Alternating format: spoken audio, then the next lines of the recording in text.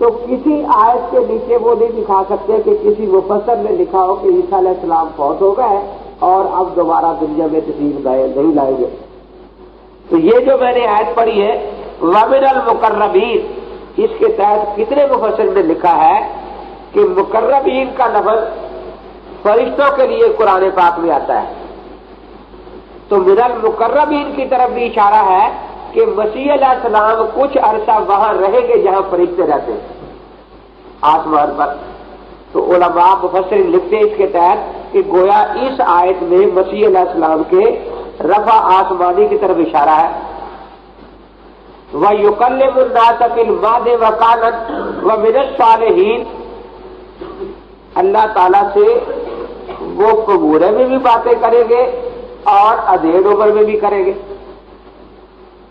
اب قبورے میں باتیں کرنا جو ہے یہ تو واقعی خر کی عادت ہے نا کہ بچہ دودھ پیتا اور باتیں بھی کرے، لیکن ادھیڑ عمر میں تو ساری دنیا باتیں کرتی ہے نا، اس کا ذکر کرنے کی کیا ضرورت تھی؟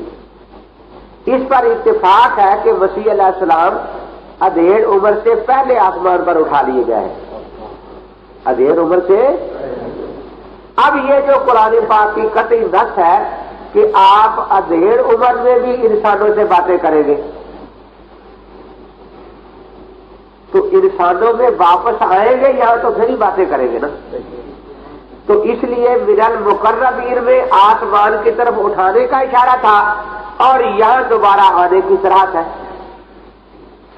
اب جو لوگ کہتے ہیں کہ نہیں، باقی تو کہتے ہیں نا کہ وہ فوت ہو گیا سلیب پر عیسائی یہودی، مرزا کہتا ہے کہ وہاں سے بھاگ کر کشمیر آ گئے تھے اور کشمیر میں محلہ خان یار میں یوز آصف کی قبر تھی نا، اس کا نام یسوع آصف بنایا کہ یوز سے مراد یسوع ہے اور آصف سواد سے نہیں سین سے ہے. تو یسوع آصف کی قبر ساری عمر بیچارہ اسی مسئلے میں تڑپتا رہا کیونکہ یہ بنیادی مسئلہ تھا مسیح علیہ السلام کی قبر کا. ہمیں رسول پاک صلی اللہ علیہ وسلم یہ مسئلہ ایسا واضح طور پر سمجھا گیا ہے کہ کسی تعویل کی گنجائش ہی نہیں رکھی. فرمایا کہ میں، ابو بکر، عمر اور عیسیٰ علیہ السلام اس مقبرے سے اٹھیں گے. اب دیکھیے کتنی واضح بات ہے کہ ہم جس طرح وہاں حضرت کا مزار پاک دکھاتے ہیں، ابو بکر صدیق کا مزار پاک دکھاتے ہیں، حضرت عمر کا مزار پاک دکھاتے ہیں، جس دن وہاں ہمیں عیسیٰ علیہ السلام کی قبر نظر آئے گی اس دن ہم مانیں گے کہ عیسیٰ علیہ السلام فوت ہو گئے. اس سے پہلے کوئی کچھ بھی کہتا رہے ہم اپنے نبی کی بات کا انکار کرنے کے لیے تیار نہیں. خود مرزے بھی نہیں مانا ہے کہ حدیث پاک میں یہ ہے. کشتی نوح میں بھی کہ حضور پاک نے فرمایا تھا کہ عیسیٰ علیہ السلام میرے مقبرے میں دفن ہوگی. اب ہم تو یہی کہتے ہیں کہ جس دن مدینہ منورہ میں ابو بکر صدیق کی قبر کی طرح، عمر فاروق کی قبر کی طرح عیسیٰ علیہ السلام کی قبر بھی ساتھ ہمیں کوئی دکھا دے گا، ہم اسی دن وفات مسیح علیہ السلام کے قائل ہو جائیں گے. اور وہاں اگر کوئی قبر نہیں دکھاتا تو ہم قطر قائل نہیں ہوتے. مرزا پہلے تو کہتا رہا کہ گلیل میں قبر ہے عیسیٰ علیہ السلام کی، اس کے بعد پھر چھوڑ کے بلاد شام میں ہے، پھر کہتا رہا کہ سری نگر محلہ خاریار میں ہے.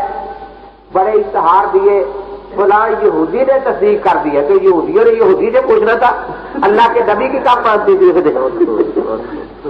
تو اللہ کے نبی کی بات ماننے میں وہ یہودی پر ایمان لے آیا. وہ یہودی نے ایسا کہہ دیا ہے کہ یہ کسی نبی کی قبر ہے. عیسائیوں اس نے اشتہارات دیے. عیسائیوں نے کہا کہ چلو وفد لے کر ہمارے ساتھ. عیسائیوں کا وفد وہاں پہنچا، انہوں نے آ کر اشتہار دیا کہ بالکل جھوٹ ہے، یہ جو قبر ہے یہ شمالن جنوبن اسی طرح بنی ہوئی ہے جس طرح مسلمانوں کی قبریں ہیں. کیونکہ مسلمان قبر شمالن جنوبن بناتے ہیں تاکہ میت کا منہ قبلے کی طرف ہو جائے، اور حضور پاک سے پہلے اس قبلے کی طرف منہ کر کے قبر نہیں بنائی جاتی تھی کہ میت کا منہ ہی طرف کیا جائے.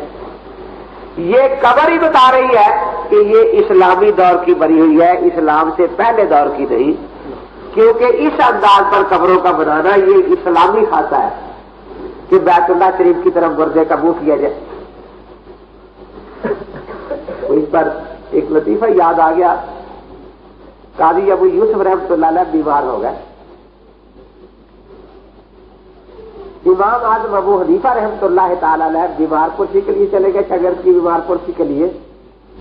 تو واپسی پر فرمایا کہ دعا کرو اللہ تعالیٰ اس کو صحت عطا فرمائے, یہ نوجوان ضائع ہو گیا تو بہت علم ضائع ہو جائے گا. اب یہ تعریف ابو یوسف کی اور امام ابو حنیفہ کے منہ سے. وہ جب تندرست ہوئے تو پڑھ لے لیے, اپنا دام صاحب کھول کے بیٹھ گئے. امام صاحب نے پوچھا کہ ابو یوسف تندرست نہیں ہوا کہ نہیں ہو گیا, آیا نہیں پڑھنے, پھر اس نے بھی اپنا مدرسہ کھول لیا. اچھا اس کو ابھی چاہیے تھا پڑھتا آگے. تو امام صاحب رحمۃ اللہ نے ایک دو مسائل آدمی کو بھیجا کہ پوچھ کیا اس سے. ایک یہ کہ ایک آدمی نے دھوبی کو کپڑا دیا دھونے کے لیے, دھوبی نے انکار کر دیا, وہ لینے گیا 2-4 دن بعد, تیرا کپڑے میرے پاس کوئی نہیں ہے. کچھ دنوں کے بعد دھوبی وہ دھلا ہوا کپڑا لے آیا کہ بھئی یہ تمہارا کپڑا ہے. اب یہ دھوبی مزدوری کا حقدار ہے یا نہیں؟ امام صاحب نے سائل سے کہا کہ سوال کرنا وہ یوسف سے, اگر وہ کہے حقدار ہے تو کہہ دینا غلط ہے, اگر وہ کہے حقدار نہیں تو پھر بھی کہہ دینا غلط ہے. ایک اہل کتاب عورت کا مسلمان سے نکاح تھا, وہ مر گئی ہے, اس کے پیٹ میں بچہ ہے, وہ بھی مر گیا, تقریباً آخری مہینہ ہے. اس کو کہاں دفن کیا جائے؟ اگر وہ کہے مسلمانوں کے قبرستان میں کہنا غلط ہے, اگر کہے کافروں کے قبرستان میں کہہ دینا غلط ہے. دیگ پک رہی تھی, اس میں پرندہ گر گیا اوپر سے ایک, اور گرتے ہی مر گیا اس میں. اب اس کو گوشت کو کسی طرح پاک کیا جا سکتا ہے یا نہیں؟ وہ کہے کیا جا سکتا ہے, کہہ دینا غلط ہے. وہ کہے نہیں کیا جا سکتا, کہہ دینا غلط ہے. اب وہ گیا تو سوال پوچھے کہ جی دھوبی مزدوری کا حقدار ہے؟ اس نے کہا ہاں غلط ہے جی. اچھا نہیں حقدار کی, غلط ہے جی. اب وہ تو سوال فائل کر کے آ گیا, پیچھے پیچھے قاضی صاحب بھی آ گئے. امام صاحب دیکھ کر مسکرایا, فرمایا دھوبی والا مسئلہ پوچھ رہے آئے ہو؟ جی ہاں حضرت. فرمایا دھوبی کا مزدوری کا مسئلہ نہیں جانتا, اور مجھ سے بن کے بیٹھ گیا وہاں.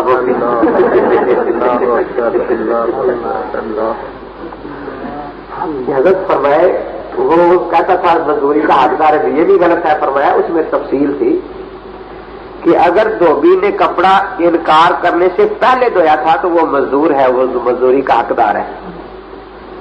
اگر انکار کے بعد دھویا ہے تو غاصب ہے, غاصب مزدوری کا حقدار نہیں ہوتا.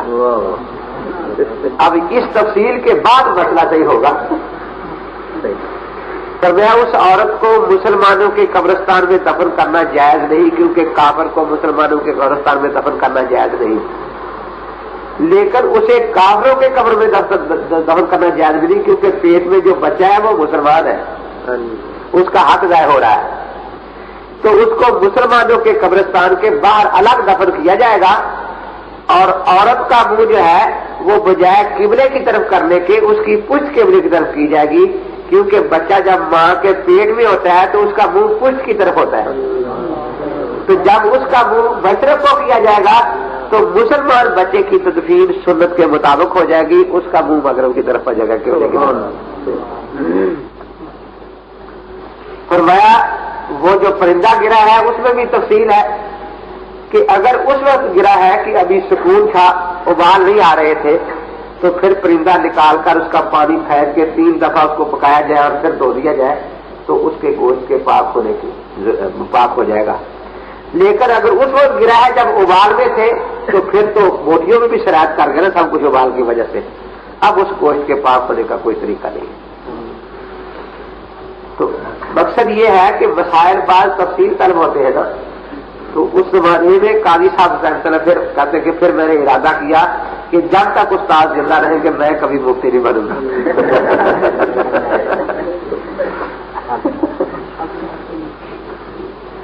تو حضرت کو امام صاحب نے رحمت اللہ کا غسل قاضی حسن بن عمارہ نے دیا ہے. قاضی حسن بن عمارہ رحمت اللہ قاضی تھے, غسل دے رہے تھے, رو رہے تھے کہ ابو حنیفہ ابراہیم نقی دنیا سے گئے تو اپنا وارث چھوڑ گئے تھے, حماد دنیا سے اٹھے تو اپنا وارث چھوڑ گئے تھے, تو دنیا میں اپنا وارث چھوڑ کے کوئی نہیں گیا. تو نے 55 حج کیے, تو نے 40 سال عشاء کے وضو سے فجر کی نماز پڑھی, رو رہے تھے, فضائل بیان فرما رہے تھے. تو پھر جیسے بڑا آدمی چھوٹوں کو چپ نہیں کرانے کی کوشش کرتا ہے نا, دیکھا کہ دنیا رو رہی ہے, تو قاضی صاحب فرماتے ہیں کہ بھئی تم لوگ کیوں رو رہے ہو؟ ابو حنیفہ کی موت سے تمہارے رونے کا دن نہیں آیا, تمہیں مسئلہ بتانے کے لیے قاضی ابو یوسف بیٹھا ہے, امام محمد بیٹھا ہے. ابو حنیفہ آج قاضیوں کو یتیم کر کے چلا گیا ہے. ہمیں کوئی پریشانی ہوتی تھی, ہمیں حوصلہ ہوتا تھا کہ مسئلہ امام صاحب سے پوچھ لیں گے. آج ابو یوسف یتیم ہو گیا ہے, عوام یتیم نہیں ہوئے. آج قاضی ابن ابی لالا یتیم ہو گیا ہے, قاضی حسن بن عمارہ یتیم ہو گیا ہے. اس کی آپ کس کا منہ دیکھیں گے؟ تو اللہ تعالیٰ نے وہ ساتھ ہی پڑھ رہے تھے کہ ہزاروں سال نرگس اپنی بے نوری پہ روتی ہے, بڑی مشکل سے ہوتا ہے چمن میں بھی دور پیدا. تو ایک واقعہ زبان پر آ گیا, سنائی دو. قاضی ابن ابی لالا, امام صاحب رحمۃ اللہ علیہ کی سیرت جن نے مطالعہ کی ہے وہ جانتے ہیں کہ امام صاحب رحمۃ اللہ علیہ شاگردوں کی تیاری اس طرح کراتے تھے کہ وہ صرف مولوی خطیب نہ بنے, پورے قاضی بھی بنے. کسی امام کے لیے آتا کہ انہوں نے کبھی قاضی کے فیصلوں پر نظر رکھی ہو. امام صاحب باقاعدہ نظر رکھتے تھے کہ آج کتنے مقدمے قاضی صاحب کے ہیں, کیا فیصلے ہوئے, پھر ان کو سمجھاتے بھی تھے کہ بھئی یہاں غلطی ہوئی. ایک آدمی نے درخواست دی قاضی صاحب کے پاس کہ میں نے روشن دان کھولا اپنی دیوار میں. ہمسائے نے کہا جی روشن دان کھولنے سے ہماری بے پردگی ہوگی. قاضی صاحب نے کہا نہیں کھول سکتا روشن دان. وہ امام صاحب کے پاس آیا جو مدعی تھا. امام صاحب نے فرمایا کہ تم درخواست دو کہ میں نے اس طرح کھڑکی کھولنی. وہ درخواست لے کے چلا گیا. قاضی صاحب نے کہا تیرا دماغ ٹھیک ہے, میں روشن دان نہیں کھولنے, تو کہتا کھڑکی کھولنی ہے. پھر مسئلہ ہوگی. پھر وہ امام صاحب کے پاس, امام صاحب نے فرمایا کہ تم درخواست دو کہ میں نے اس طرح دروازہ کھولنا. وہ پھر درخواست لے کے چلا گیا. قاضی صاحب کہیں کہ تیرا دماغ ٹھیک ہے, میں روشن دان نہیں کھولنے, تو کہتا دروازہ کھول رہا ہے. وہ کہ جی پھر درخواست مسترد ہو گئی ہے. انہوں نے کہا درخواست لکھو کہ میں نے اپنی ساری دیوار گرا دینی ہے.